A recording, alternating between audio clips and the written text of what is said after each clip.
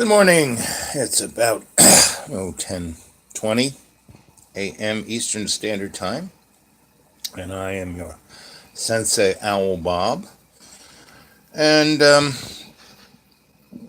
I first want to say that all of my 200 something live chats are for entertainment purposes only, for squeaks and giggles. I'm here to serve only love's co-creation. See it clearly. Hey, Fugnuts. What's the temp in your? It's 9 degrees below minus. No, it's 9 degrees below. What is it? See, it's 18 C below C. No, minus C. It's cold. This we're going on week 2 up here at Ground Station 0. John and I are, you know, a little bit of cabin fever, and I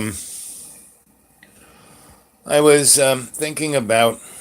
I had a dream after I fell asleep last night, and after such a beautiful vision of us going into state and visiting that park in Miami and having that amazing experience. Hey, Twitch, good to see you, bud. It's cold here. I'm telling Uncle about my dream I had last night, and it was what year was it? I guess it was 1972-ish, give or take 73 maybe. It was whatever year it was that Nixon resigned and Jerry Ford got to become president, and Nelson Rockefeller became vice president. That was an interesting mix, you know.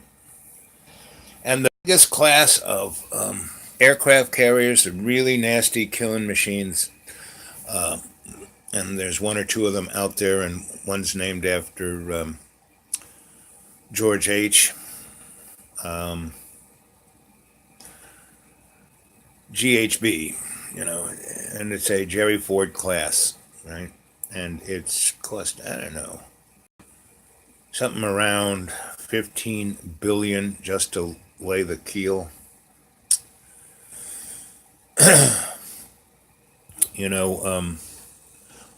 One of you left me a connect to Bill, interesting humorist that was born in 61 and died in 93. Bill Hicks, right? And he's a funny guy, but he was from the George School and School of Thought. He really made you think. Hey, Jane. Yep. I'm wearing Christmas red. I actually have my. This is the warmest hat I got. So anyway, so I was thinking, it's been in my mind for the last few days about, back in the day when I was paid to be a scholar, I looked at trends for lots of different people, right? And where I first had that exposure was I got stuck out in New Mexico. I went with the Robert Wilson Dance Company before he got the millions from the Shah of Iran to do Einstein on the Beach and Letters to Queen Victoria. And, Exxon doubled down on that too. So, Phil Glass and those two pieces, their whole everything is thanks to the blood money of the Shah of Iran and Exxon. I don't know if they call themselves. They were just, I don't know what they call them. Exxon Mobil. Maybe they call themselves Exxon. Who knows? But I because we were in Santa Fe, the city of the rich, in the gated city, I call it. And we were at the rich guy's place, and we were like a collective, right? We all did things collectively. We consensed, but that was a joke. We never consensed. And this one was proving because we were there and we had done a performance in the library, and this rich guy had us up in his traditional house, with the Vegas and the whole thing, and Adobe. Of course, he made the Adobe slaves build it, and had solar panels. And, ooh, it was so liberal. And you know what liberals are? If you haven't heard me tell you this one, so you go, no, said say Al Bob, what's a liberal? And I reply, a liberal is someone who feels guilty about being prejudiced. Oh, prejudice? But I like black people. I have a friend. I know a black. No, that's racism. When you don't like someone for the color of their skin. Prejudice is when you have a belief. I'm a Christian and you're going to hell. Well, that seems like a prejudice to me. You know. Now, if you believe or not believe, if you like the teachings of Jesus Christ, which I do, I've read all his books. Of course, no one printed them, but I read them, and I try to do as he does, and that is live by example. Right? Good thoughts, good words, good actions, good deeds, good outcomes. Right? That was Jesus. Right? And from the time he was born, he knew he was going on the cross, so he wasn't worried about that. It's like, from the time I was born, I knew I was going to die. And because I died at birth, and then I died when I was 10. Then I died when I was 16. And then I died when I was 21. And I died when I was 30 something. And then 40 something. And then 50 something. 6 times. And sometimes the deaths I had, a couple of them were, hey, he's dead. And then a couple of them, well, he's almost dead. So death doesn't really bother me. And, after living almost 20 years in the bathtub of the corporate swimming pool of chocolate mousse, and, I was almost 500 pounds, Can you believe it? This physique was, right now I'm at 238 pounds. I'm losing a pound or two every month. And by summertime, I'm going to be Adonis. Anyway, so I've been thinking about not just my mortality, but the mortality of our little solar system, because things are heating up, the sun is doing stuff, everything's rocking and rolling. And, so back in the day, around 72, 73, whenever Nixon, and I was basically worked for this company called Dick Powell Electric. And my dad had a high school buddy named Dick Powell. He was a movie star, right? We would see him in New York every, hey, Dick, how you doing? Anyway, this was a different Dick Powell. See, there are a lot of, I'm sure there's other, no, there's not another Sensei Al Bob. But as I grew up, people thought I was people like Donald Sutherland and who's the guy who wears the hat and plays the trumpet? Da, da, da. He had that album with the girl, only dressed in, sour cream. Anyway,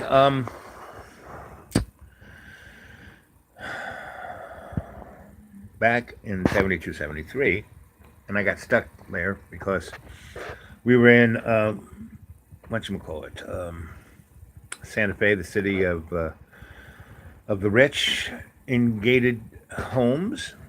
That's me, Albert. That's me, Albert. Yep.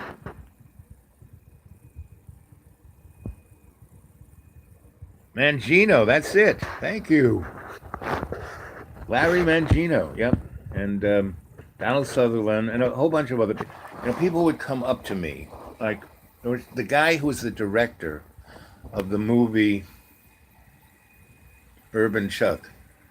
Um, yes, Herb and Chuck. Yep. Um, the guy who was the director of Last of the Mohicans, and they shot that in Asheville, North Carolina, because it was such a dead town, and they had all these old buildings that they could do whatever the heck they wanted to, right? And we were in the Blue Ridge Mountains, the Smokies, right? So even though it was the home of the Cherokee, they made the movie about. And the story of the Cherokee had been way more interesting than the Last Mohicans. But anyway, the guy who was the director was there for almost 2 years, so no one's in that town. A famous guy, he stands out, right?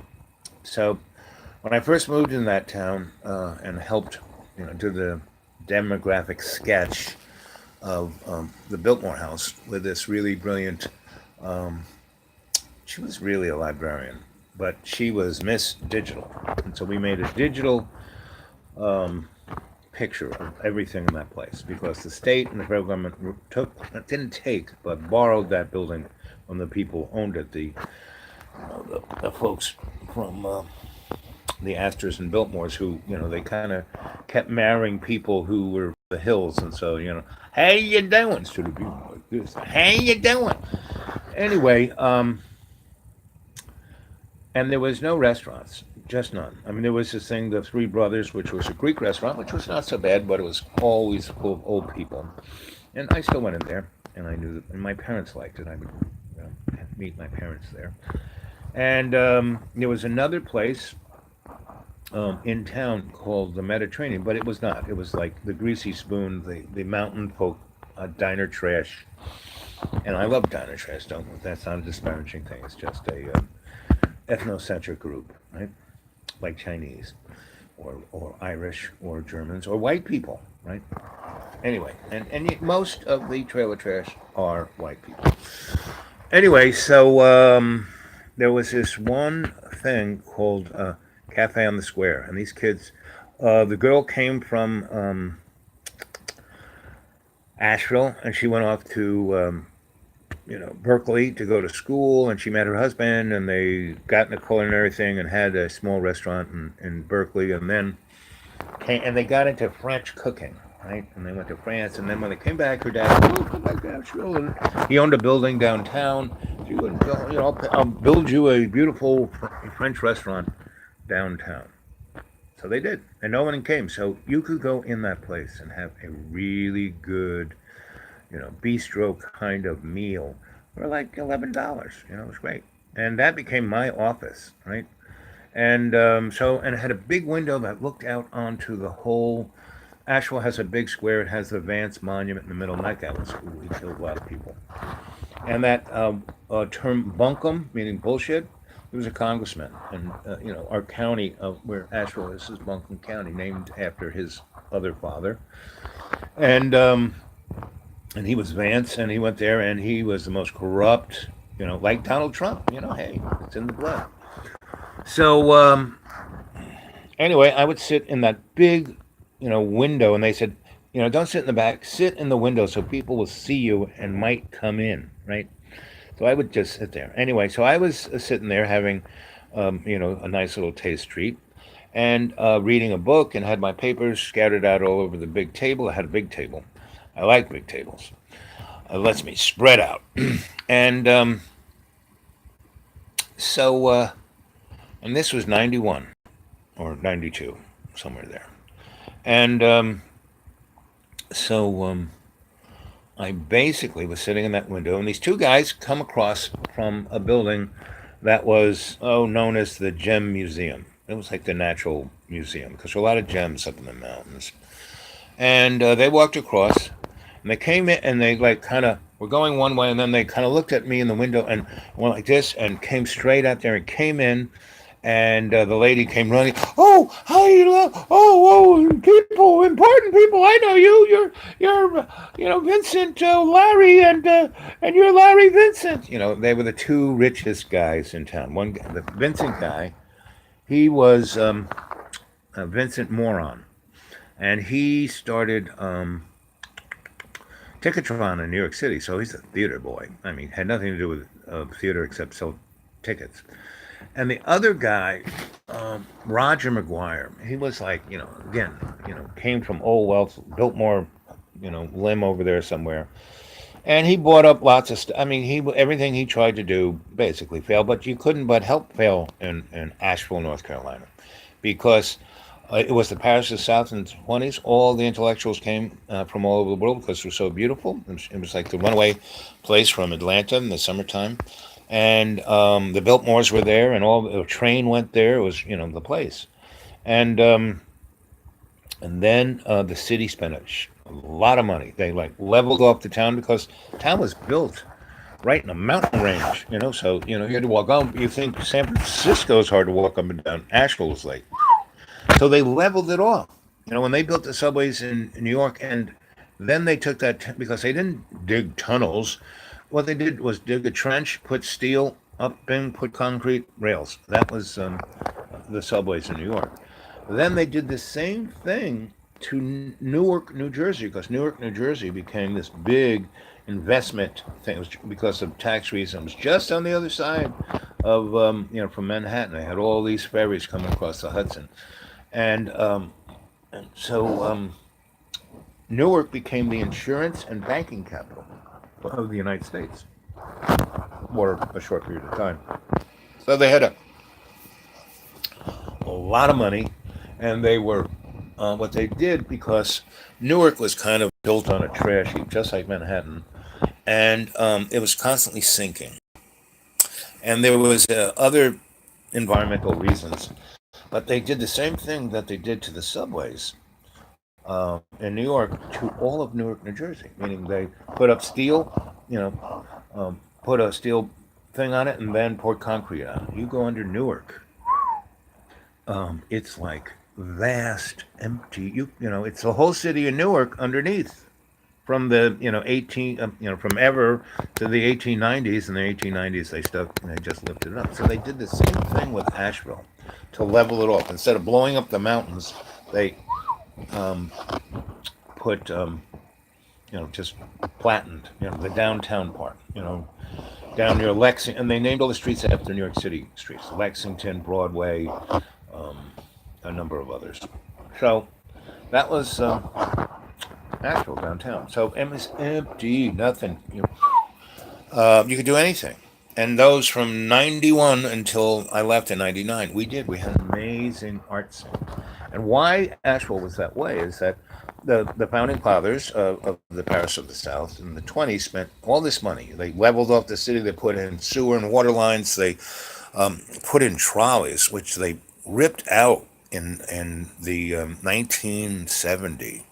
I mean, if they kept it in, it would have been amazing. But they got a grant from, General Motors and Firestone and Gulf Oil to get rid of anything that worked in public transit. The United States had the best public transit in the freaking world. Europe is always having wars. Boom, boom, boom, boom. Everything gets blown up. So Europe didn't get really nice public transit until after World War II. So anyway, Asheville has this tremendous affluence there.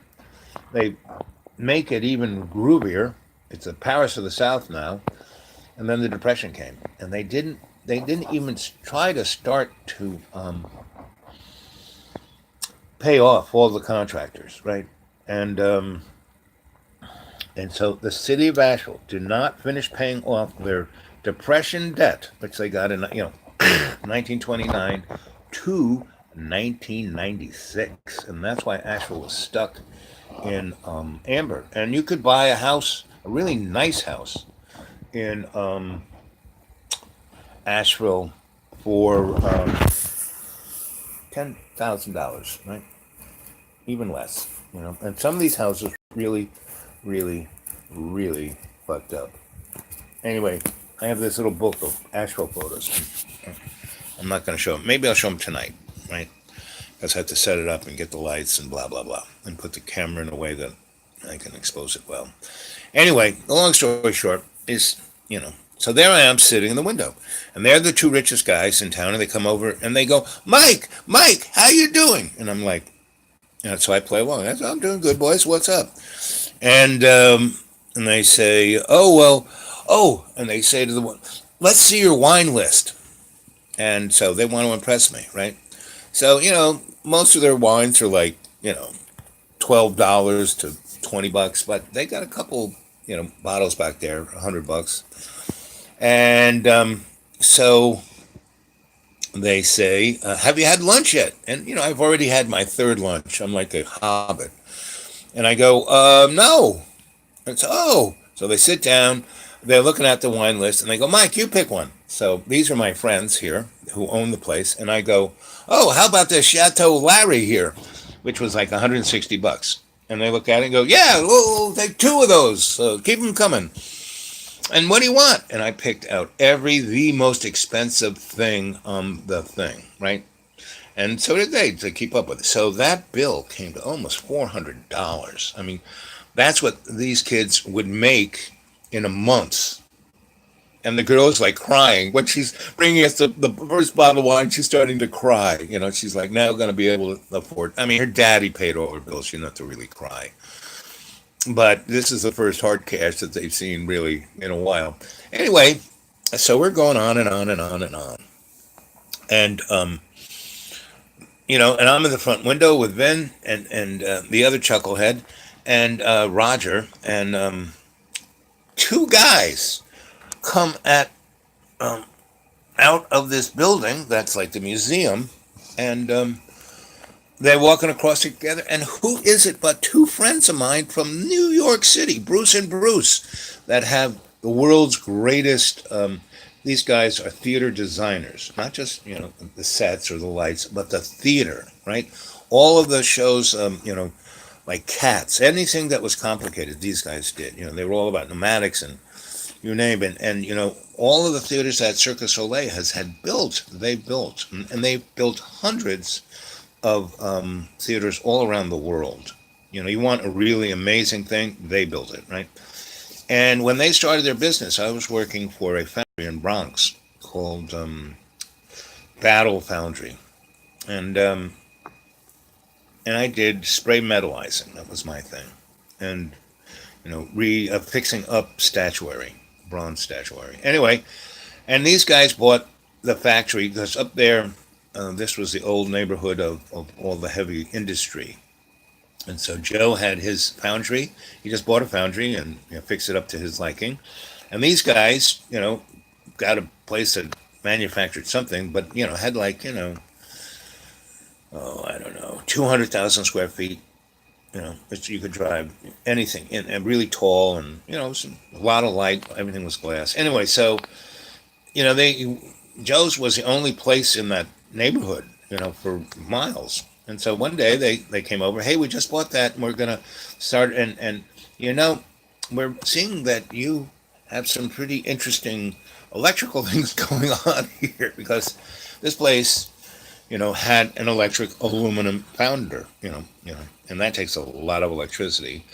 And so they had serious big high voltage coming into that site where everybody else basically had 200 amps three phase. Anyway, these guys wanted a little bit more electricity, and Edison really didn't want to do any. There's only two of you guys up there. Forget it. And Edison, I knew the Edison people, through Grandpa Stoll, and I told them what I was going to do, and I kind of redid the substation that was there because they weren't going to do it. And I amped it up a bit. I mean, there's a lot of juice coming in. I just built did specialities to a couple of transformers so we could really do some interesting things with metal. And so the boys, they were smart. They kind of said, we don't know how to do that, but that looks interesting. And they said, so who did that? And Joe goes, this kid right here. And I was, how old was I? 20, 25, 24. Don't mean to interrupt. Hey, anybody can interrupt. You guys, come on. That's part of the thing. Consciousness. So feel free to ignore this. I wanted to ask you about DMT, the interdimensional thing. Okay.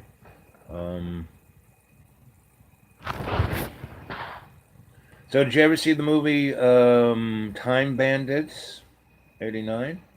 I mean, that is exactly the guy who wrote that script was like on DMT for the whole year and a half that he, did that. But anyway, I'm going to weave your question into the storyline.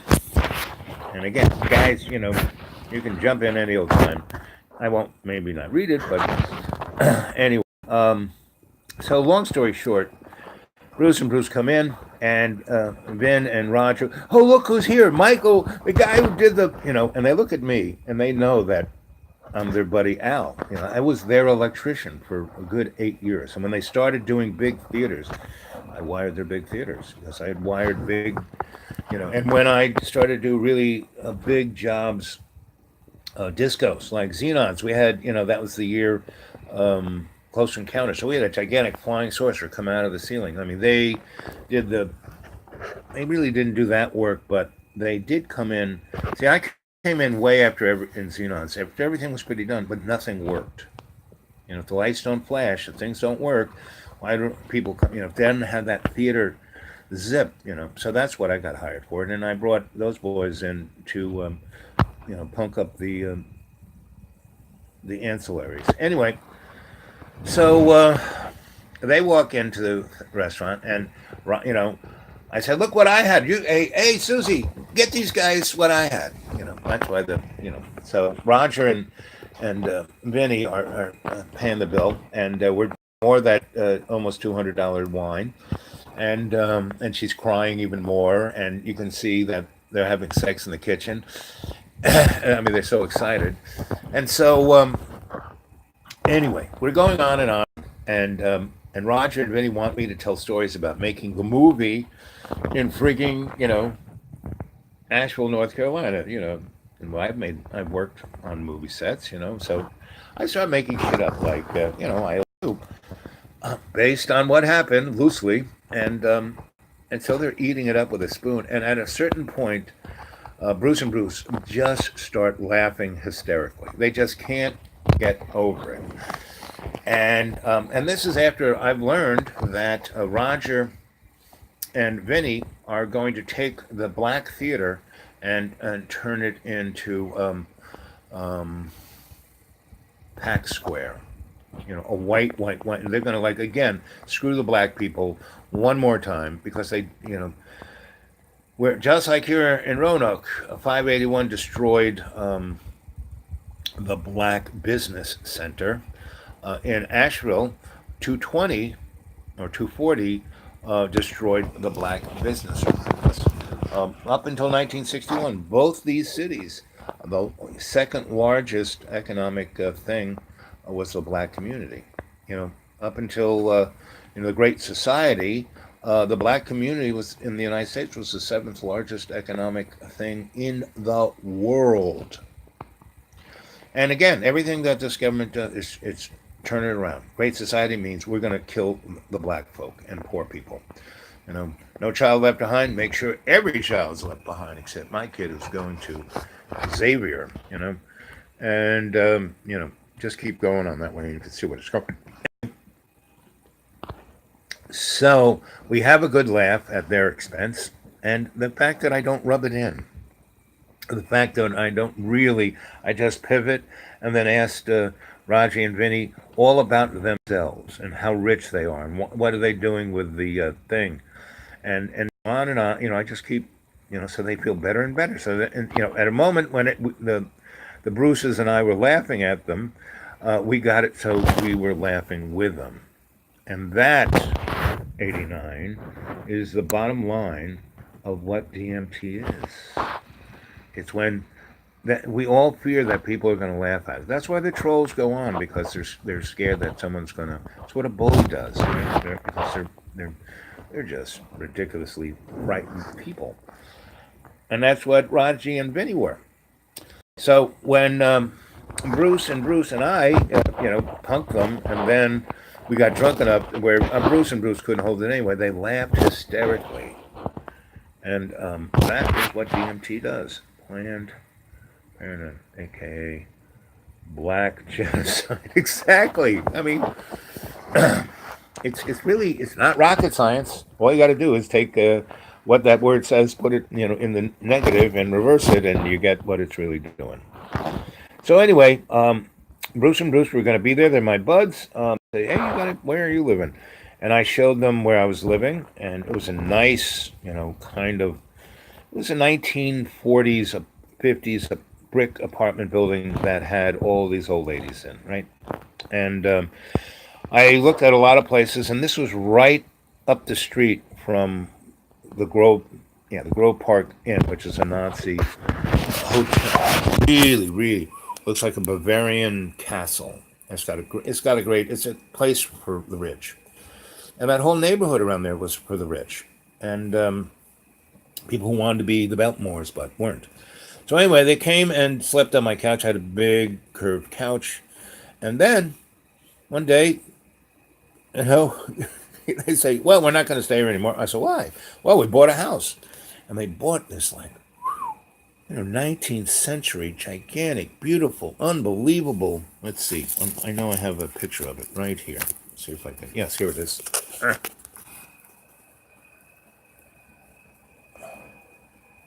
That painting was there. And, the china was there. Everything was there. But they had a fire. And a quarter of the building, corner of it, about a fifth, had burnt up, right? And so you have this beautiful building up to where the fire is, and they just kind of put you know crap up to keep it, and then they turned it into SRO, single room occupancy. So all the big houses, that's what happened as people got poorer and poorer. Anyway, so they bought that and fixed it up sweet. Just and they bought it for $7,000, and they put like 50 anyway into it. So I was at a lag at that point, looking for something to do. So I helped them fix that up, and Raj and Vinny would come over, and the boys convinced Raj and Vinny what they needed was me. The guy who's really cultured and make things happen. He's Al is better than that Mike guy. All that Mike does is make movies. This Al does, he makes it happen. So I had my in on the inside of the rich part of Asheville, but I always represented all our relations, so it made them look good. And every time they were about to stick their foot in their mouth, well, I'd say, "Remember the first day we met?" And they say, "Oh, so what should we do?" And those are other stories. But I bring all of this up because these places I go and live in, Roanoke, Asheville, New York City, they all represent the good, the bad, the ugly of what's going on. And when you come from your heart, you can manifest the most positive outcomes, right? So I'm going to tack and go back to 1972. So there I am working for Dick Powell Electric. And the first thing I do, I go in there because I get this job through Bunny Enterprises. This big guy, weighed 900 pounds, and wore a blue felt suit, Blue Bunny. And so, he was Mr. Corrupt. He got everyone a job. I walked in there, "Kid, what can you do?" I said, "Well, I'm a really good electrician." And he opens the drawer, hands me an envelope. He goes, "In that room, it's a test. Take the test." So I open it up, pull it out, and it says, New Mexico Master Electrician's License. And then it says all the things you got to be, a citizen there. You got to have a driver's license. You got to live there for 16 years. You got to have this, and this. You have the journeyman, apprentice, all that kind of stuff. And I read that. But he goes, "Kid, just take the test." And I, start filling it out. And he goes, "Kid, take the test." Every time I have a question about, should I really be, "Kid, take the," so I take the test. I give it to him. He's got all the answers. He goes, "That's pretty amazing, kid." I said, "What do you mean?" He says, "You almost got 100. You got a 98.2. No one gets it. Anything above. If you get anything above a 70, if you go to the state and take this test, they pat you on the back. And I go, well, I told you I was pretty good. He goes, boy, you were really good. So he gets on the phone. Hey, Bob, I need a master electrician's license. He gives him all the information that I wrote in the test. And here's the test number. And I'm faxing you the test right now. And so he faxes the test. And then he gets on the phone and he goes, Mildred, he goes to me, kid, do you have a driver's license? No. He goes, do you have a valid driver's license? I go, no. He goes, do you ever have a valid driver's license? I go, nope. He goes, do you ever go to jail? I go, nope. And he goes, okay, I'm sending you over to this lady and she's going to give you a class 9 driver's license. And what's that? And he goes, oh, so you can drive anything, tractor, trailer, tank, cranes, anything, right? And I go, he goes, you know how to drive a car, don't you? I go, yeah. He goes, it's just like that. So he goes, it's down there. You go to the end of the road over there and go ask for Mildred. So I go in and I go, hi. And she goes, Mr. Bunny sent you, right? I go, yep. She goes, sit on that chair. Takes the picture. She has all the information.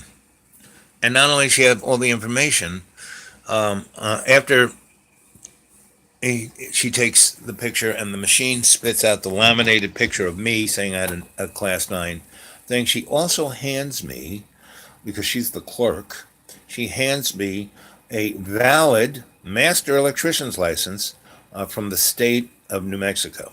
And she goes, put those in your wallet. Don't lose them. If you do, I can print out another one. So anyway, I go back and she goes, these will not be valid until tomorrow, so don't drive a car, And so I go, okay. So I go back up to Mr. Bunny, and he goes, okay, kid, I want you to look at this and sign it. So I look at it and sign it. And then I, wait, I take it back and I read it, and it basically says that I'm going to get a job from the company, and I'm going to be working in the nuclear industry on many different things.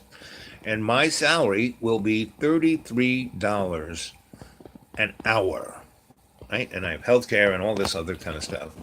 And, this is in 1972, right? Where if you were making $3 an hour, that's a pretty good pay. This is $33, right? So he goes, okay, kid, look at that other clause there. You have to initial that. And I read it. And what it says is that Mr. Bunny will be getting $17 of that $33 every hour for the next 3 years. Right? And I'm like, and then he goes, look at it this way. You'll be making $15 an hour off your paycheck, and you're going to have a lot of overtime. I don't get any of your overtime, just your base pay, right? I'm only getting $17. Said $17, doesn't say $17 in overtime, just $17. So, and what are you getting? You're getting a class 9 driver's license. You can go get a job doing anything with that, and you're going to get a master electrician's license. That's for life, buddy.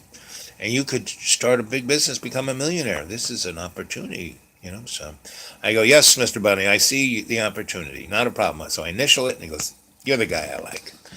Then he opens up his drawer, and he throws on the table an envelope. He goes, open it up.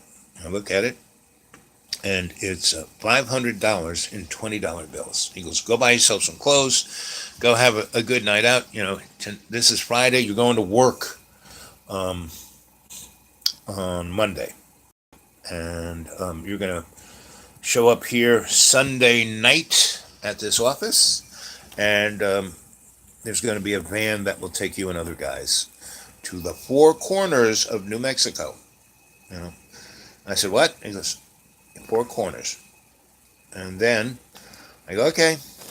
So I go out, and who do I meet in the lobby? Not the lobby, the waiting room of Mr. Bunny's. This really cute young woman in her early 20s, and she's wearing a total nurse's hat. The white outfit, the white shoes, the white little hat, and she's got her little, button that shows she's a real nurse, right? She's going to a nursing school. She's an RN. Anyway, and she's got an envelope too, and and she's counting the money, and she's, did you just get a job? I said, you get an envelope from Mr. Bunny? I said, and I pulled my little envelope and went like that. She goes, this is a miracle. I haven't had a job. And I said, yeah, baby. She goes, you want to go out? She asked me, you want to go out? And I go, sure. So we walk out, and, I'm looking like a street person, and she's wearing her nurse's uniform. Now, if this isn't a scene out of a movie, I don't know what is. And I've just lost someone, who defragged in the elevator, Sophia. I mean, that was hours, I was going up to see Mr. Bunny when Sophia defragged. And that was a whole nother story, meaning the moment between there and there. Again, that's another little episode of DMT.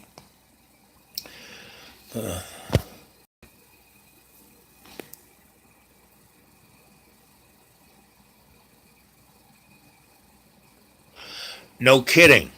It was a setup like you couldn't believe.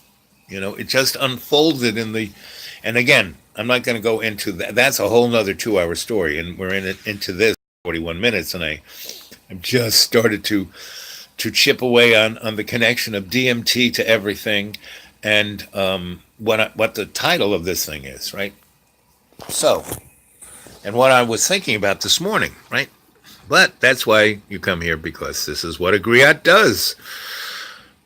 Anyway. So we go off and have a great celebration, and that's a whole nother story, her and I, which will come from another time, so we can move forward, because that's what we do here. We move forward. Mr. Bunny, Mr. Blue Bunny, Mr. Bob Blue Bunny. And if you go read my story of Sophia at xratted.blogspot.com, you'll get the whole picture. I mean, it's only 30, 40 pages. Come on, you guys can read 30, 40 pages. I wrote that novel that way. There are these cuts that they're interconnected. You read it from start to finish. Yes, it's a novel. You read any one of them separately, it's short story. You read the last one and go the other way, or the one in the middle and go this way. If they're all shamanically connected, so you can read them any which way you want to.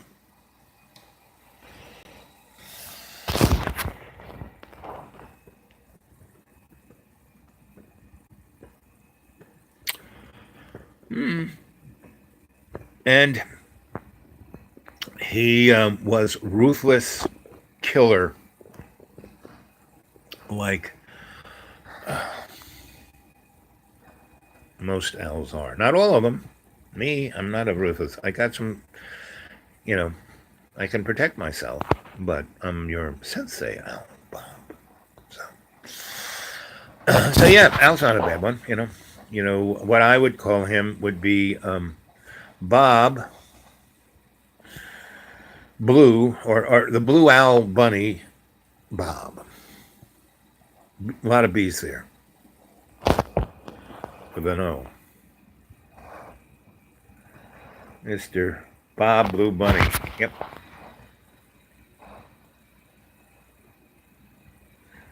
And he keeps everything he knows up his sleeve. Man, that guy didn't show anything, except he was a, Jabba the Hutt in a blue felt suit, leisure suit. It was like, whew. Anyway, so moving forward is, so there I am. I show up Sunday, and the guy in the van goes, you're not going to go out to the Four Corners today. What you're going to do, here's his address, and look for Dick Powell. Dick Powell Jr., right? He wants to meet you first. I go, okay, not a problem. So I go to Dick Powell Jr.'s. They have this in the industrial area of Albuquerque. He's got a place, and I got some money, so I take a cab there because I had no car. And the whole story, how I got there, is another story. But moving forward, show up there, and I get there at 8 a.m. Not at 9 a.m., at 8 a.m. to show that I'm really on the ball. I'm early. I walk in, and the shop, it's a shop, it's an electric shop, just like Mike Stahl Sr.'s shop in New York City, where I apprenticed, right? And I go in, and there is Dick Powell Jr., and he is just like Mike Stoll Jr. He's the son of Grandpa Stoll. This guy is the son of Grandpa Dick Powell. Right? So I go in, I'm walking, coming through the open big door of the shop, and I kind of walk in, and I'm looking around, and there's not really anybody there. A few people, they're over there at where the, coffee urn is and the refrigerator, and because work starts at 9, so there's really not anybody there. And I walk in, and this guy, he comes in, and he looks straight out of the engineering school. He's got khaki pants, he's got a white shirt, little black tie, he's got his slide rule in his holster, and he's got a clipboard. And he goes, "So you're Al?" I said, "Yes." "You're early?" I said, "Yes." "That's good. Come with me." So I come with him, and he goes to where I have a kind of warehouse of odds, switches and this and that, and he gives me his clipboard. "Here's a list. I was about to pull this, and then put it in this cart, and the office is that away. Just roll it in there, and my office, as you can tell, it's the whole back wall. It's glass there, and I'll be sitting in my office doing some paperwork. But you pull this list, okay?" So I pull it, and there's this kind of breaker, that kind of switch, this many, this, that, for a job, and it was for kind of a not just wiring a house, but like redoing a control panel kind of thing, and it had needed power supplies, and it just said the kind of power supply and what it's supposed to do. And so, and in the cart, there weren't just an empty cart, there was a cart with boxes. This is how I work. I would go get my materials, and for each part of the job I would put the things I needed for that job, so I know exactly where they were. So this guy thinks like the way I do. So I realize, after I'm looking all around their warehouse and their storeroom, and I go over to where the guys are, and I go, "Where's a cup? I want some." "Hi, I'm Al. What's your name?" We talk for a few minutes, and Dick is there in his office with a big glass window, and he can see everything in this shop, and he kind of I notice him look up, and he sees me talking to those guys, and he doesn't, have a scowl or anything on his face. He just goes back to doing what he's doing. And they said, "Oh, here's, we all have our own cups," and they go down to the box and pull out a cup for me, and "What's your name?" I said, "Al." So they magic marker Al on it. "Here's your coffee cup." I said, "Hey." So we talk a little bit, and I said, "So here's this, punch list, and I got everything in the cart in the warehouse." And they said, "You found everything?" And they kind of look at it. "Well, that's pretty cool. You know what all that stuff is, right?" And I go, "Yep." And I said, "But look at these power supplies. There aren't any there." And he goes, "What you're going to have to do is pick out this, look how it says what it is. You're going to have to pull the capacitors, the resistors, the coil windings, all that kind of stuff to make that, and that's what we do. We don't order anything. We make everything, We are very different from any other place you probably will have worked in." I said, "No, I worked in a place in New York City that was just like this." And then the guy goes, "Oh, I heard you had a master's license. How'd you get that? Who'd you work for?" And I said, "It's a long story. One day I'll tell it to you." And the other guy goes, "Oh, you got this job through Mr. Bunny." I go, "That's the long story."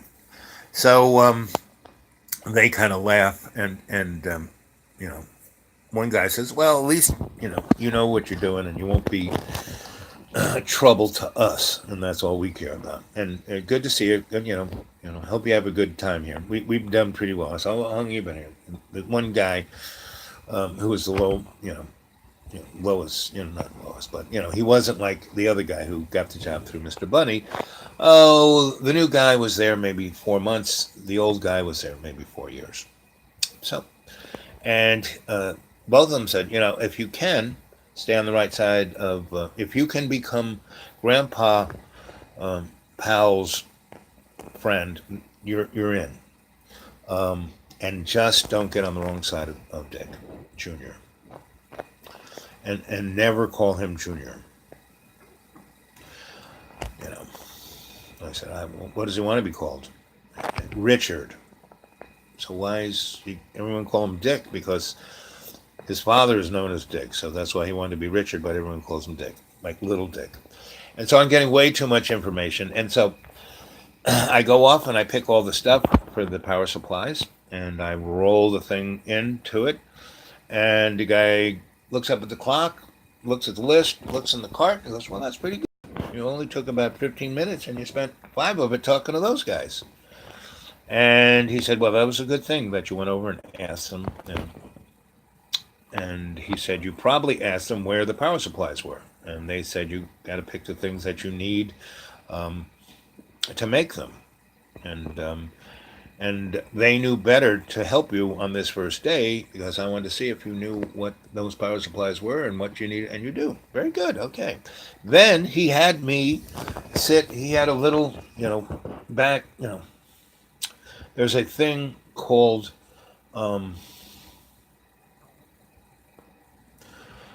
a not desk, not table. You know how you go to the reading table? When in labs they have a technician who's like not a lab technician, bench, that's the word I was looking for, bench technician, and they're like a little higher up because they actually make do, just you know go get coffee, they do something. That's a bench technician. So there's my bench, there's everything you need, make those power supplies. So I did that, and I did it within less than 40 minutes. Made like 10 minutes of power supply, and he came over and looked at them all and said, "Very nice, nice work. Okay, I'm happy that you're welcome aboard." Shakes my hand, right?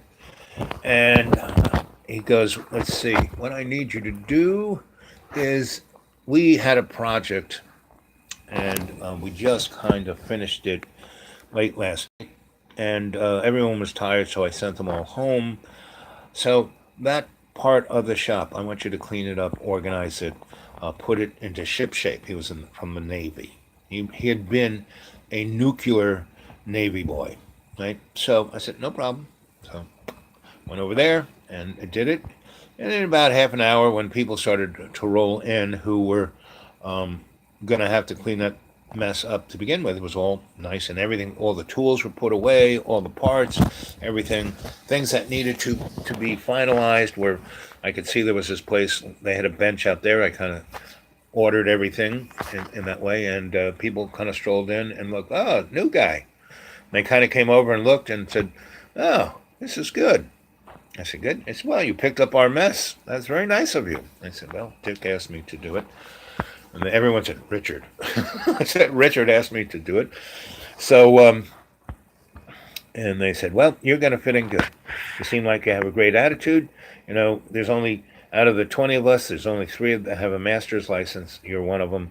So, and you're not pushy, and you're younger than us all, and you seem to be nice, so welcome aboard," right? They were all Navy people. I was the only non-Navy guy, and the other kid had only been there for 4 months, and he was obviously on the way out, right? So, we had a nice thing, and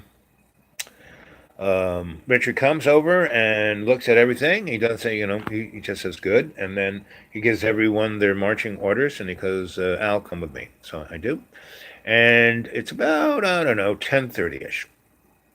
And he goes, we go to another part of the office. It's almost a separate building. There's a little hallway and there's all these pictures, right, of this other guy who kind of looks like Dick, but doesn't. And here he is working on this, and here he's working on that, and here he is working on the Chrysler building. So he had to know Grandpa Stahl, just because that's what Grandpa Stahl was, the head guy of the Chrysler building, because they put Tesla technology in it. The Chrysler building was built all stainless steel for a reason. Faraday cage, and all these antennas are sticking out. They're not gremlins or gazebos or those things that look like monsters that they put on churches. They're not those. And so anyway, there he is with Oppenheimer and General Groves, and there he is with Einstein and Steinmetz, and there he is. And I go, this is going to be interesting. So I walk down the hall, and I walk in, and there's this like little kingdom you know, and it's Grandpa Powell's, um, kingdom, right? And so, I go in and he's got this little area where the coffee urn is and a refrigerator and a table, and he's got couches and comfy chairs. And Dick goes, "Well, you can just sit there and wait for him. Go and get your cup." And he goes, "No, no, keep that cup out there." And he reaches down into a box and pulls out another coffee cup, and you know writes out on it, and he goes, "Here's your coffee cup for in here. There's pegs go up there." And I see there's only three other cups there. One says Grandpa, one says Dick, now one says Junior, one says the guy who I talked to, who was also a master, and a few more pegs, but that's it. And Grandpa. Anyway, so I walk. I sit down, have my coffee, and he says, "Grandpa should be here at any moment, and so just enjoy your coffee." And when he comes in and he introduces himself, that's what you'll call him. I said, "Okay." I said, "And you know I'm showing up?" "Well, he knew that someone like you was going to show up, not you particularly." I said, "Okay." So I said, "Richard, are you satisfied?" He says, I, without even an expression of any kind of joy or humanism, he said, "I am impressed and surprised, and I am happy that you have gone above my expectations of what I was going to get. So, welcome aboard." He said that a second time. I said, "Okay, Richard." And he looked at me and goes, "Well, you didn't call me Dick or Junior." I said, "That's right, Richard, because that's what you introduce yourself as. And so instead of calling you Mr. Powell, I thought I could at least call you Rick." He said, "You can call me Richard. Or once we get more friendly, you can call me Commander." That's what my good friends, because his only good friends are from the Navy. Anyway, so I said, "Okay, Richard, not a problem." So I'm sitting there drinking my coffee and looking around and looking at stuff, and all these pictures everywhere, pictures, and pretty amazing pictures all over, not just in USA pictures either, all over the place pictures. And then, the back door opens up, and this really tall guy in jeans, a denim shirt, clean shaven, longish hair. His hair was somewhat long, not long, long, but you know, Dick had a Navy haircut, not this guy, you know, and a cowboy hat and cowboy boots. He looked like a cowboy. He was straight out of Cowboy Central, right? He walks up to me, and he goes, "Hi, you must be the new guy." I said, "Yes, sir." "Well, you can call me Grandpa." I said, "Thank you, Grandpa." He said, "You got yourself coffee?" I said, "Yep." He said, "Oh, I see you made a whole new urn of coffee. Very good. You didn't need to be asked. Okay, you didn't drink the cold crap. Very good. That's a good sign." So I said, "So what do you want me to do?" He goes, "Well, we just sit here and talk a little bit." And so we talked. And once I told him that, Grandpa Stall, he says, "You knew Mac Sr.? Oh, he's a great guy. We're the only two electricians in the United States." I said, "I understand that, Grandpa." And he goes, "What did he want you to call him?" I said, "Well, I used to call him Grandpa Stall." "Well, he's a little more formal than me. Yeah, I'm from the West." Anyway, so come over here. And he had a draftsman's um, table. So we had this project for the Air Force.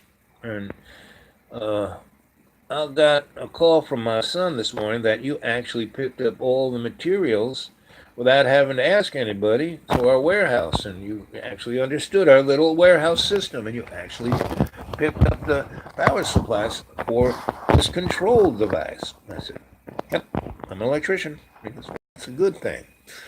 And he goes, "Not everybody who works for us is an electrician. There may be a technician, a journeyman, an apprentice, but there's only four of us here.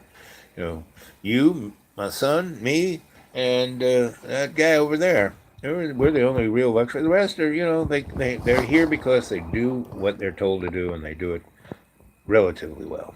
So, impress me. Here's the print. Make it. I said, okay. He goes, you got 2 days. 2 days. Well, that's good. So I lay it all out, just how I would build it. I take his drawings and I make component drawings for myself and little notes on, how I'm going to do this, and how that's going to go with that. And he's over at his desk doing whatever he's in, but he keeps looking over, and he comes over and looks at what I'm doing like that, and go, and then I start soldering away, and I go, so I am assembling the components, but there's no breadboard. There is no foundation for this. He goes, well, you're going to make one. I said, well, how am I going to, really? He goes, yeah, come with me. So we go into, and they have these little, like a spray booth or this booth or that booth, and they have this machine that's like from the 1940s that makes breadboards, right? And he takes out a sheet of Bakelite, he puts it there, and he shows me how this machine works, and he goes, so go back there and make a template for what you want this breadboard to be. And you show it to me, I'll give you some input, and then we'll do it together, and I'll show it how you do it. And I said, okay. So I do all of that. We come back. He goes, okay, that's good. That's good. Maybe we'll do it this way, right? So we go there, and he shows me how the machine works, and he does it complete. It's not like I don't go, oh, I can do it now. I said, I just, go, and he doesn't say, here, I'm going to do the first one to show. He just, and I go, and so, okay, so you're going to need 3 more. So now make the next one. So I did, and he didn't say anything. He looks at it, cleans it off, puts it up next. Well, that's perfect. Okay, make the next one. And says, okay, this will all work. So we go back, I assemble it, and I do it by the end of that day. He goes, wow, that's quite impressive. I gave you 2 days, you did it in a day. I said, yep.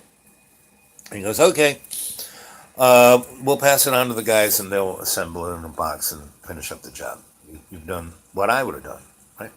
So he goes, for the next 3 weeks, you're going to be my apprentice, my Padawan, my adept, because you're going to be going out there in the field representing us, and I want to know 100% sure. I mean, they were going to send you out today to the Four Corners, but no, I just want to see everything you can do so you can represent us the way I'd want you to. I said, well, that's fine by me. That's great. So I do that, and I go off and I work at the Four Corners area, which is a whole nother story that would take another 2 hours, so that's for another time. And that's when I met Grandfather David of the Hopi. He was, one of the elders who kept the Hopi prophecies. And he was my first indigenous shaman teacher, where I was going to Shaman 101. So I had other elders, but I didn't live with them and didn't go through the whole process. I became friends of theirs. You're a nice white boy. Anyway, so the bottom line about what I have to tell you about my experience at the Four Corners, which was about 6 months, was this was I worked for Gulf Powell's company, worked for Gulf Mineral Oil, and we basically what they built was the world's deepest, largest uranium mine. That's what was advertised. But what they built was the world's deepest, largest cavernous facility to house 1 million, rich people when the end times come. So that's that. So I did that for about 6 months, and it just was so bad. So I'll give you one little thing. So I was there, and so I was. I mean, Dick had a crew there, and what we were initially doing, what they had been doing for the last 4 years, was the excavators would dig trenches, the concrete guys would pour forms. and then these guys would set, oh, 4 6-inch, 2-inch galvanized pipe on Kindorf, and that's all they did for 4 years, right? And when I showed up there, they had just laid pads for gas turbines. These big 500 not 500 megawatts, maybe 50 megawatt gas turbines, and they had about 6 of them there, and they were making pads for a lot more, and then they were doing something for a lot bigger, you know.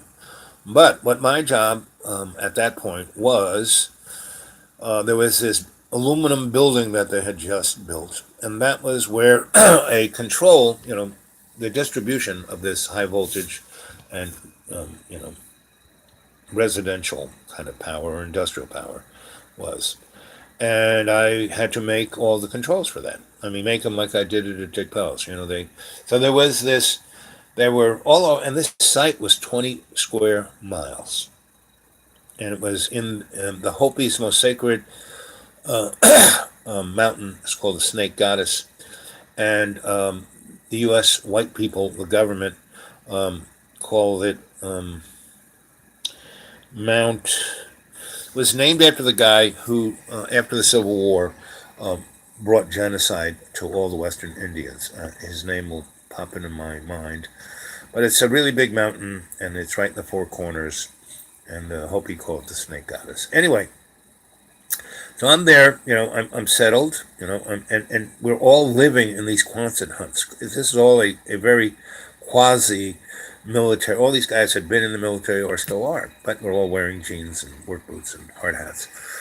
And Gulf Mill Oil is the contractor, the corporate, government entity. Anyway, so we're working away, and so it's a big site, and they have all these trailers with all these parts, right? And so I am given a little teeny, the smallest kind of pickup truck made by Chevy, and it's painted this super, the crazy bright yellow that fire trucks are. This truck is that, and it's got these two fiberglass poles that go up about 30 feet with big orange flags on them. So when you're driving around, these flags are wiping a wind about 20 feet above the vehicle. So you can see these vehicles from everywhere because there's all this gigantic earth-moving equipment. These big, pickup trucks that are like, the size of buildings. Anyway, so, they don't want that to be run over, little guys run over by the big trucks, right? So that's my vehicle. And actually, you get a key. And if you drive it around and you want to keep it, you put the key in your pocket. If you don't need it, you keep the key in the ignition. So all of us who are allowed, on our little ID thing, there's a little yellow dot, so that means I could drive those yellow trucks around. Anyway, I leave where I'm working, this metal building, and it's really, really winter. I mean, it's like colder. I mean, the coldest I've ever been in is the desert. So anyway, so I'm going into this warehouse, and I'm only there a week, right? And it's not really, I got there on a Sunday, and I haven't, it's Tuesday, Wednesday, Thursday. It's about Thursday, right? And it's disgusting because all these guys are stoned and drunk, and I mean they masturbate right. Guy in the Quonset hut next to you was jacking. It's like, go in the bathroom. Why should I, man? This is the kind of self-respect these folks had. This is the kind of awareness these folks had. I'm like going. Anyway, so it's Thursday, and I'm driving around in my little yellow truck, and I go to this warehouse, and I start filling. I'm going to start to, make boxes of parts I need to build this control device in this building. And, I've turned that building into my little private, I built a table so I can work on, and I've lit it up so I can really see more than the crappy temporary lights that they have there. The lights that first thing I did was put power into that building, real power, put a transformer in there, had real power, ran pipe, put outlets, where I had the blueprint of what they wanted at the end. So instead of waiting to the end, I did it up front so I could have those nice bright lights and I could have the outlets wherever I needed them. Anyway, so, I felt very proud of myself. And, guys with other electricians would stroll in and they see why'd you do this? Why not to do this for another 2 years? I said, well, because I'm going to be working in here for the next 2 months and I want to be able to see. Uh, it was just unbelievable. There, and this moron he backed up half the side of this hill where there was no road at all and just crushed that. So if I had stopped to pick my nose or to look for something at the bottom, I would have been crushed. He didn't even see it. He didn't even know he was heading for it. If he hadn't run over that pickup truck, he would have crushed the warehouse, right? And there were guys in there, and they didn't hear. They ran out when they heard the. And they looked at me like a foot away from the guy stopped as soon as he heard the crushing and felt the crushing sound. If he had gone another foot, he would have rolled over me. And these guys came over and grabbed me and pulled me back because I was like. And so that was the first of the 6 times that I almost died. And I won't tell you the other stories because it would take another hour and a half. But that's just to tell you kind of what space that place was. So, after the worst of the worst and the best of the best, I'm meeting Grandfather David, and that's a whole nother story.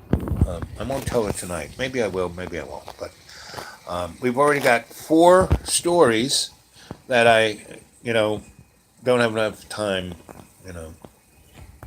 So anyway, after 6 months of me saying, Dick, get me, Richard, get me out of here. Grandpa stole. He goes, no, we need, you're doing such a great job. We have no one to replace you. You work harder, work faster. We'll give you a bonus. You can't leave until you finish what you got to do because we got nobody else to do it, and it has to be done. And you're really doing a great job. We'll give you a bonus. We'll give you a bonus. Well, what about if I die? Well, we'll give you a nice funeral.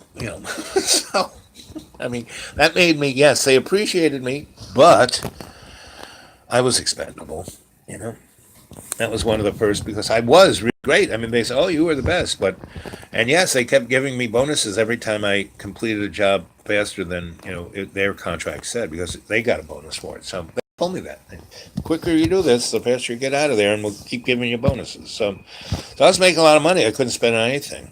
So anyway, I finally get out of there, right? And I come back to Albuquerque, and I've been going to Albuquerque every weekend. Friday evening they drive us there, Sunday night they pick us up. So, and Four Corners is a good, at least 3, if not 4 hours from Albuquerque. So anyway, I complete everything I needed to get done, and I didn't die.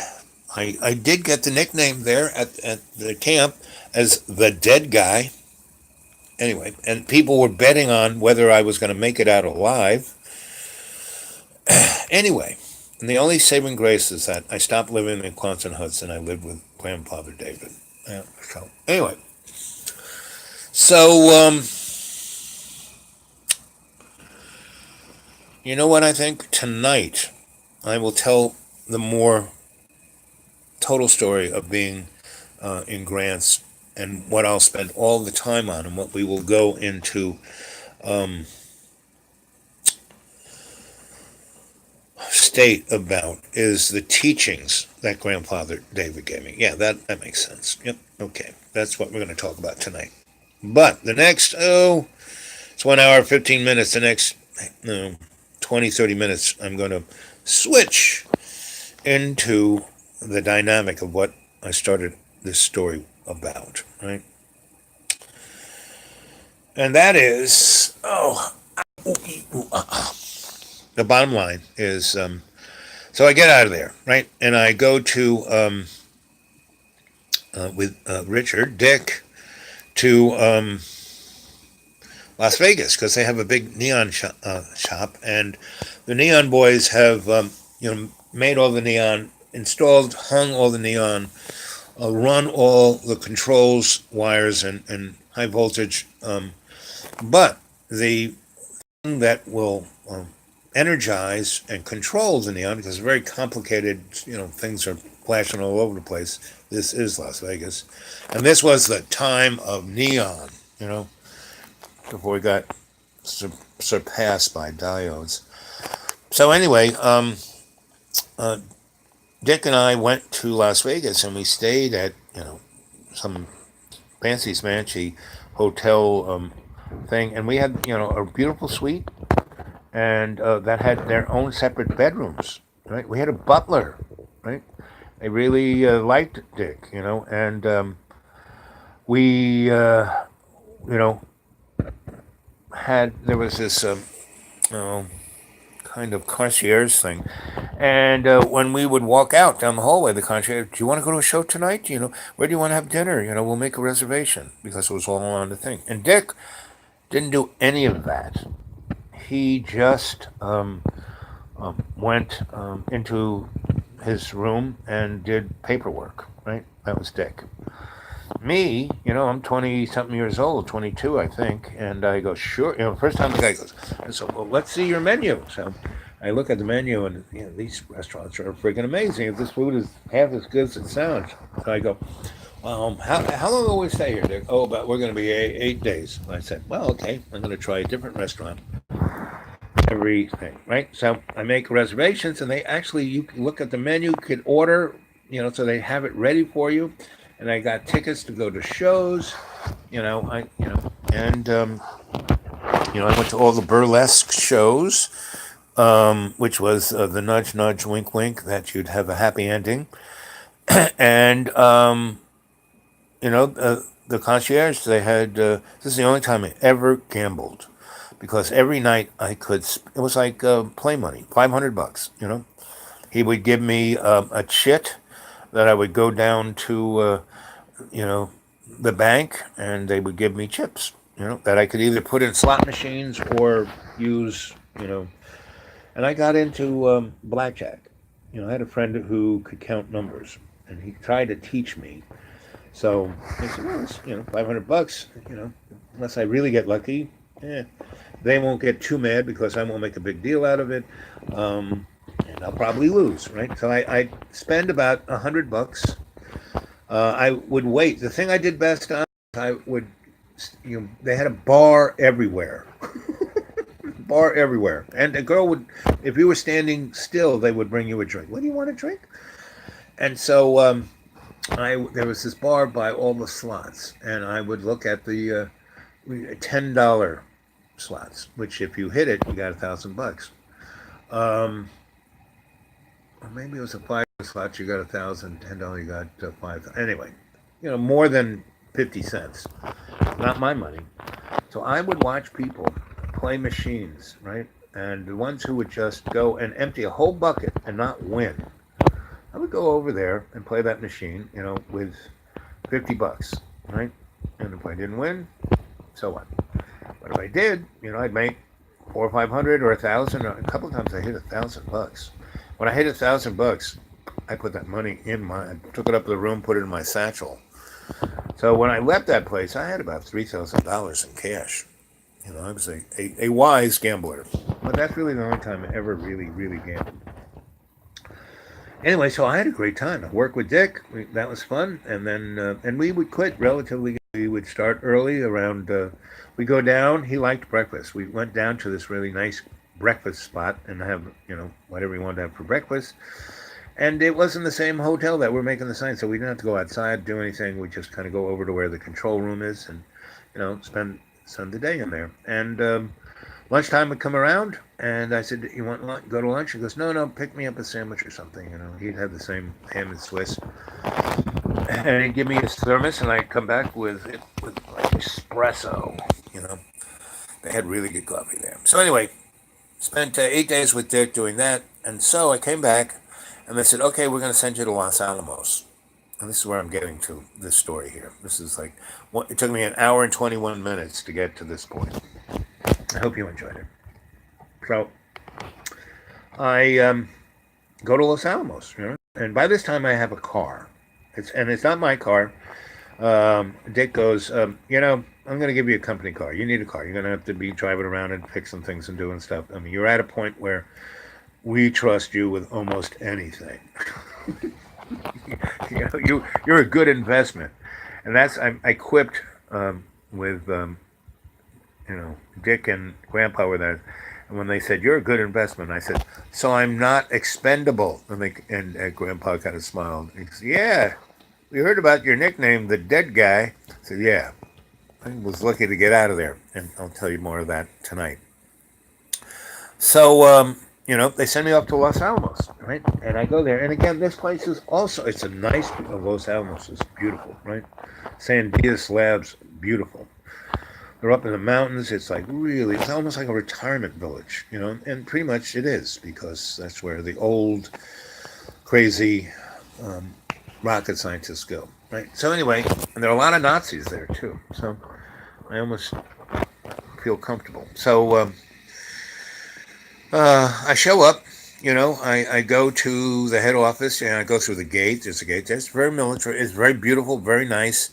But it's definitely, there are a lot of TV cameras since 1972, and they make it so that TV camera's there. It's not like behind it. No, it's like there. And just like they do now.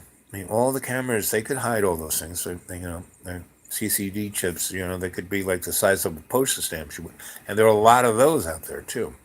So anyway, I go through, I have my little ID from my company, and I also have this little ID from Gulf Mineral Oil because they too are the people that are the main contractors to what I'm going to do there at Los Alamos, and so I have that, and they're both photo IDs, and and they at the gate.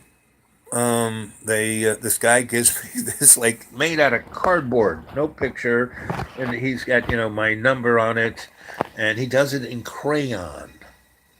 I said, "Don't you even have a Sharpie?" And he goes, "What's that?" I was going to say, "Okay." So, and he like puts a shoelace through it. So just wear this around your neck, And so I go, "Okay." So. He goes, you'll get a better, thing. But I never did. I mean, I was really expendable at this place. So anyway, I go there, and once you get on that site, it's like a town. It's got supermarkets, restaurants, movie theaters, all this kind of bowling alley, But it's still like on the campus, as they would say, and all these, Silicon Valley folks who had campuses. This is where they got it. They all came from universities and from laboratories like this, and they all call it the campus. They don't call it the base. They call it the campus. Anyway, so I go through the gate. I go to the administration building. They kind of set me up with where I'm going to stay, my billet, and they give me this little handbook that has a map of where everything is and where I can go, where I can't go, And I see that, there is a community center, and there are not just one building or room in the community. It's like got a lot of stuff. It's like almost a college kind of setup. So, again, it's like the campus. So, I kind of settle in.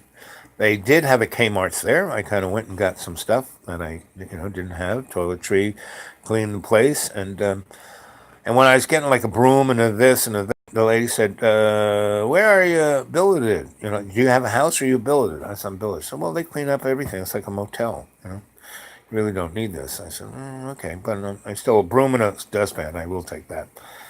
Anyway, so I kind of settled in. And as I was walking around, they had...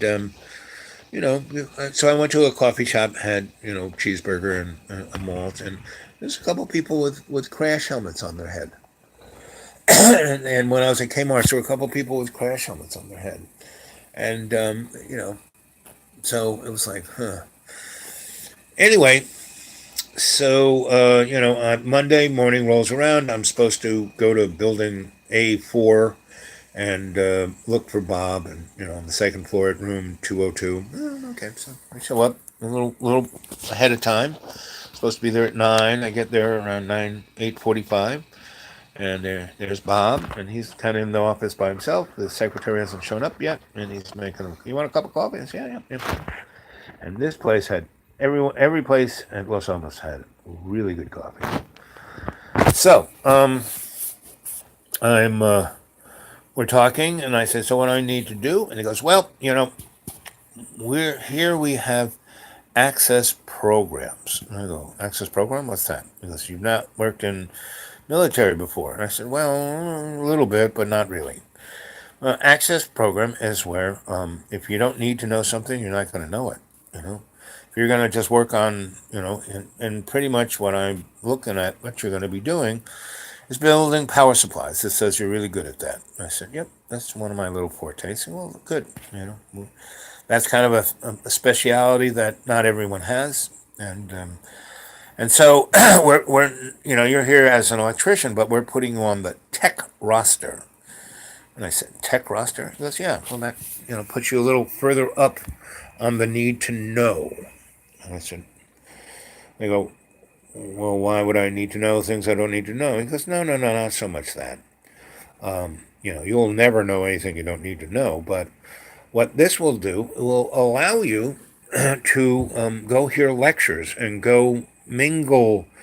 Meaning, if you were just an electrician, you would basically just stay in your billet, go to the movie theater, go to the, place to get a cheeseburger, and not mingle with people who aren't just an electrician. This will enable you to mingle with, scientists and engineers, and you're going to need to do that because the work you're going to do, you're going to have to, talk to them and be with them, and so they have to feel comfortable with you. And so this is the way we do it. And I said, oh, okay, so I'm a tech. That's nice. And she goes, you're more than a tech. I go, oh, what am I? You are a bench tech. And that's more than a tech. A tech just comes in and says stuff. Well, bench tech makes things. So that's why you need to know these guys. Oh, okay. And that's why you need to go to these lectures, because there's nothing, outside of what you need to know at any of these lectures. I go, okay. Well, so I start going to lectures, and they're really interesting, about what I do and that other stuff, history of this, history of that. And then they start going into why this, we're saying what we're doing here is research on nuclear weapons and, exotic energy things. And it is, but it's also about other stuff. And that's when I first started to hear the first things about the breakaway civilization, about what happened in, end of World War II, German people bombed into Stone Age. Nazis become our government. And here's Dr. Werner Bittenoff, and here's Dr., all these Nazis were up on the podium giving the lectures, right? And I just was a nice little lapdog who would, ask the interesting question and have coffee with them. And the other guys were either too bored, too scared, or, wanted to go chase skirt or something. So I got to know those guys a little bit better. And that's where this one Nazi boy said, Al, there's going to be a series of lectures that I would like you to go. I'm going to put you on the list. And I go, okay. So I go to this lecture, and if you go online, there is a book called Alternative 3, right? And that book came out of these lectures.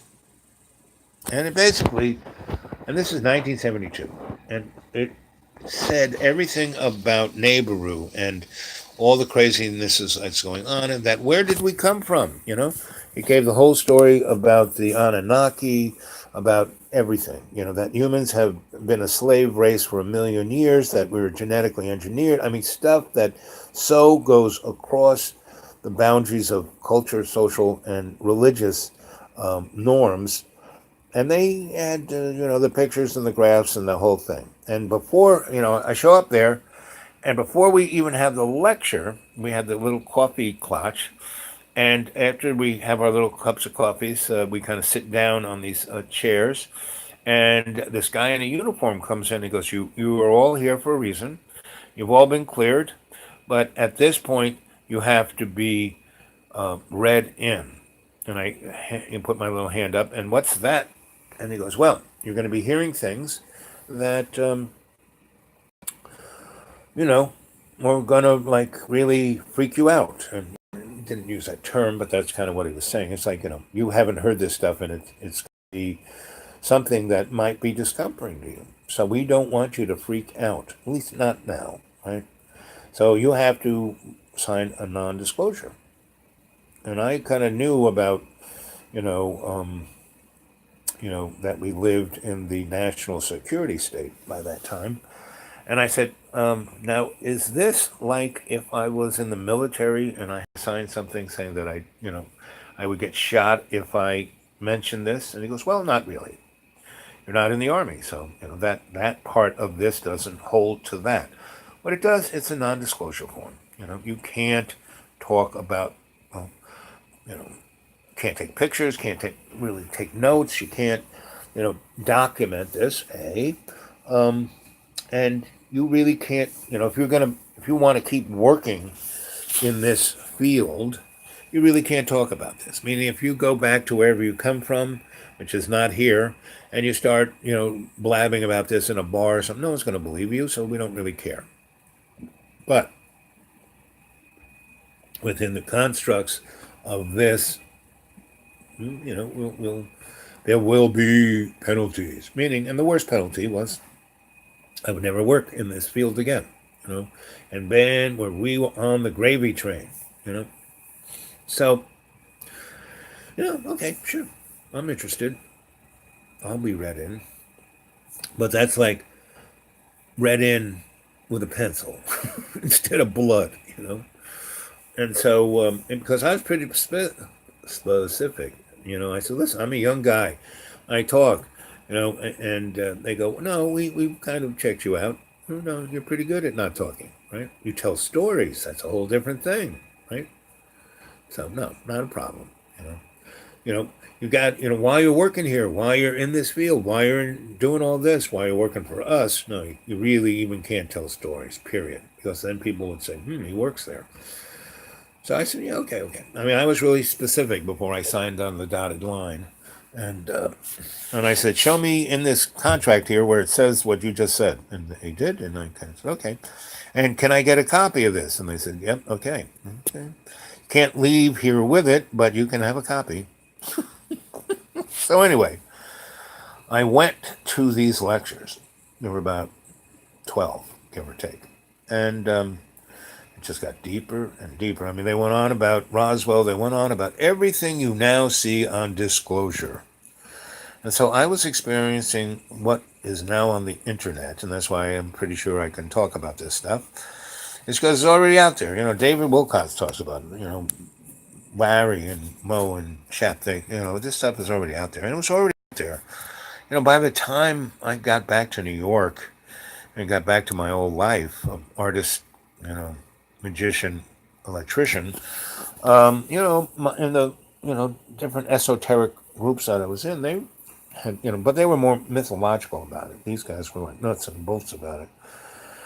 So anyway, they basically said that, by the end of the 80s, we expect the human race to be extinct, and only those facilities that we're building now that will house the, the rich, powerful, and the ones we really need will, be down there. And so, let's see, alternative, originally published in 1978, author, Yep, science fiction. Yep, like I always say, don't believe anything I say. This is all about entertainment. It's Hollywood. Da da da da da da da Hollywood. Anyway, so that book, and what we got was way more than what that book is. But that book kind of lays it out. And they basically said we were like in a pinball machine, and that the machine is broken. And the things that used to protect us don't do it anymore. So things are flying around. Your gravitational fields are moving. Earth is a very nice little place, but at any minute it could be a cauldron. It could be this. It could be that. This is happening. This population's doing that. This pollution is this. The place is warming. God, it's freezing.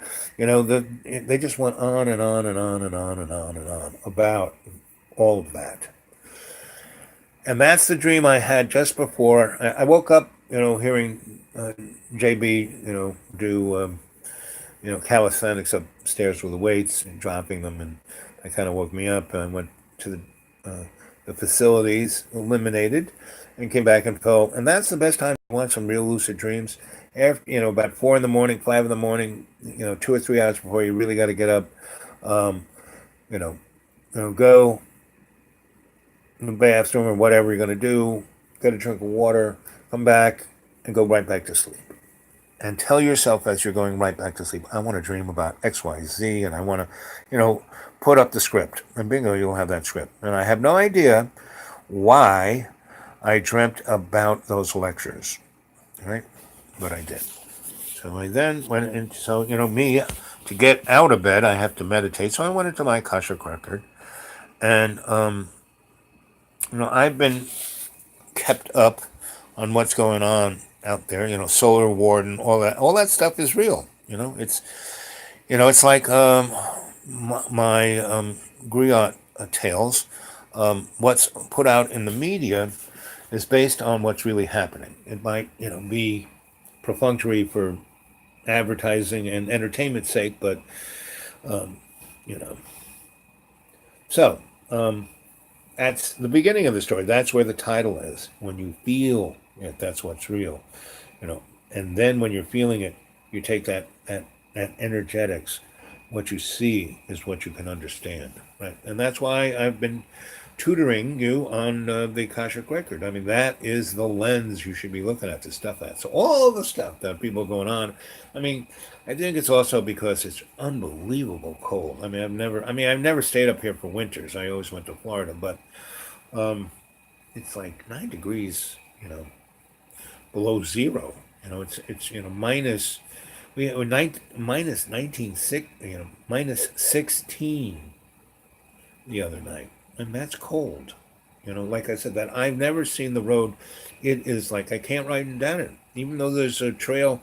The trail is ice, the snow is ice, and the hill is that steep. You start going down that, even if you're going 1 mile an hour, you're just gonna. There is no control.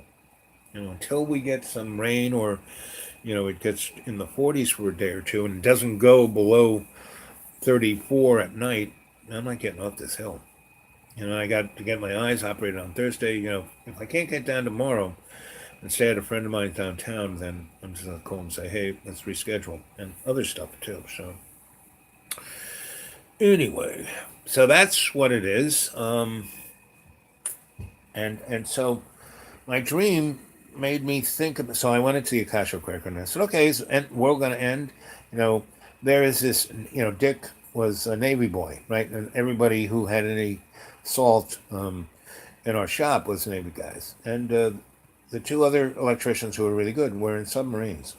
So Dick and these boys were all nuclear, and the two boys there were submariners. So when I came back from Los Alamos, I said, "So, what do you think of Los Alamos?" I said, "You guys there?" "Yeah, when we were in the Navy, we were there." I said, "So did you ever go to the lectures?" "Oh yeah, we went to some of those lectures. The ones where they kind of read you in on what the history and what's going on." "Oh yeah, yep." And that's when they started talking about Solar Warden. That the Navy, the Navy are the guys who are out in space in spades because they have the nuclear power down, and they had these submarines. So once they perfected gravomagnetic propulsions, they just stuck the units on the submarines, and that's why people, it looked like a big cigar. It was a fucking submarine. That was one of ours. Whenever anyone's talking about a big cigar, that's one of ours. Now the big triangles that are like miles, big, and so all that's it's called Solar Warden. They're warding off the bad things. And there's thousands of dimensional, extraterrestrial, well, just meaning coming from someplace else. And more than half of them don't have free wills. They're just Luciferian because this whole. So, anyway, that's really where I got given that 411. And the Navy guys, they liked me because I went off to Los Alamos and had the lectures and came back, and they liked smoking weed. They grew their own. These guys were smart. They had really nice houses. I mean, you know, in the, they did things that they made a lot of money at. They worked for the corporation, right? But they were getting in their older years, and they were really redhead, right? But they wanted to talk, and they knew that I was safe, that they could talk to me. And like I said, they had really good bud, and they really had. And these guys were so paranoid. This guy's basement, he had a man cave, serious man cave, and his man cave had a Faraday room in it. And when we went in there, um, we had candles. We didn't have anything electric, no anything, right? And so there was no way. And he had this little gizmo that, with inside the Faraday cage, if there was anything in there, putting out a signal of any type, his little gizmo could. That's pretty paranoid. So anyway, and he was the guy who said, "No, this is 1972. Hey, listen to everybody. There's TV cameras everywhere. There's microphones everywhere. Every phone call you make. This is 1972, when integrated circuits were just coming um, into the military. But that stuff had been around already, since the 40s. The Nazis had them, in the 30s. So anyway, and so these guys, they had great stories too. So they had more of that. So this is a little exercise. Um, I want you, I'm going to like ring off relatively soon unless you want to start chatting. Um, I want you to take some time before tonight's live chat, because we're going to spend most of tonight's live chat in state. So I want you to go in state yourselves today before that chat, before 7 p.m. Eastern Standard Time. And I want you to, all the things I've told you in this Griot tale, I want you to look in the Akashic Record and see what you can find out about it. That's a good exercise, because you'll be getting information that's, not something I told you, but it will be framed, and this is exactly what Griot does. Frames a thing that the adept goes and studies, okay? And does it shamanically, puts you energetically, we spent, well, look at this, 1 hour, 44 minutes, and 44 seconds. I've spent this whole 1 hour, 44 minutes, and 46 seconds energetically putting this story into your Akashic Record and your subconscious mind. So, anything you guys want to say? Yep. Kraken space submarines. That's right. It's a long, it look like a big cigar. Yep.